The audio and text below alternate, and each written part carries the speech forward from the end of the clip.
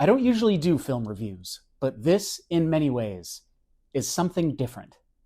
Recently, I got the chance to catch a showing of the long-awaited passion project, Under the Lights. The story follows Sam, a teenager dealing with the challenges of epilepsy, and how seizures, or even the possibility of seizures, can create obstacles that take away from the seminal experiences of life. If this is your first time hearing about it, the story of the production is almost as intriguing as the movie itself. It was originally made as a short film, which, if you haven't seen, is available online for free at the links in my profile, and I'm also tagging the production page to follow.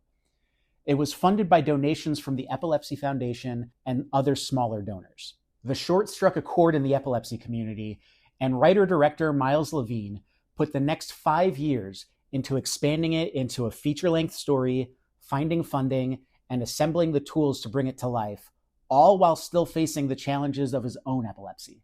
It was eventually funded independently by small donations, including a record-setting Seed and Spark campaign.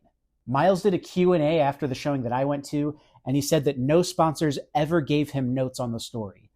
The project is all him, and he did a magnificent job, especially for a first film. The casting is incredible, with some very recognizable faces like Nick Offerman, Randall Park, and Mark Duplass making cameos. Lake Bell and Marin Hinkle, who you likely know from their comedic roles, play two very different, very serious parts as the moms of the two lead characters from the original. Pearce Joza returns in the starring role that he originated in the short film, fully capturing the emotion of being caught up in a seizure. In a cast of heavy hitters, he more than carries his own weight. The character of Molly, now played by Tanzyn Crawford, has an expanded storyline from the short film, now serving as Sam's peer tutor while he misses school after a seizure.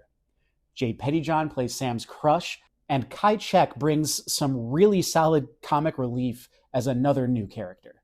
If you're expecting a pivotal scene to be a note-for-note copy of the short film, you'll be surprised. With a more expansive plot and character arcs than the original version, Miles takes things a slightly different direction. Both versions work, but in different ways. A key to this movie working is that it doesn't talk down to the audience and go through the same step-by-step routine of what to do when someone has a seizure. It's not an instructional film. Instead, the movie focuses on the story of someone who lives with something surprisingly few people understand, without beating you over the head with a public service announcement. Some things are played for laughs and successfully. I could pick out the other members of the epilepsy community in the audience by the reactions of 2 or 3 jokes that you can only get if you've been through it yourself. There's a lot of those knowing nods to anyone who's ever been affected by epilepsy, like the range of uncomfortable reactions from people when they hear you have seizures. You'll recognize a lot of them. The injury potential, like a reverse dislocated shoulder. Been there. The inner turmoil of establishing and pushing boundaries for yourself as the result of the condition. The excuses and little white lies that you have to create to keep it from becoming your identity. And the aftermath and ramifications of an episode. The film examines the emotions and frustrations in both petty malls and grand malls. The distortion effects when Sam is having an aura are a solid representation of what I've personally felt whenever I've had one. One early scene where Sam has an aura in an improv class hit eerily close to home for me. Trying to yes and while part of your brain is actively scrambling itself is something I thought I was alone in experiencing. But the movie is full of moments like that. Things that aren't often shared are given a focus. Hardships that are rarely talked about, even amongst those in the epilepsy community, are presented as poignant and meaningful scenes. There are a lot of those I thought I was the only one moments.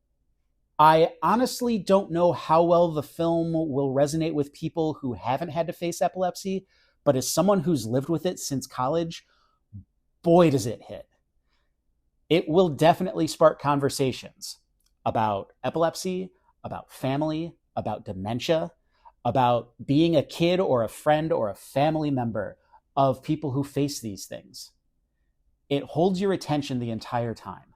If you're interested in seeing this movie, it's currently on the film festival circuit, and winning a bunch of awards. So check out the official sites for updates and sign up to get notified when it hits your area. As of now, it's looking for a distributor for wider release. I had to make the trip from Chicago to Indianapolis to catch it. But the more people follow it, the more chances you'll get to see it. And as soon as you get that chance, go.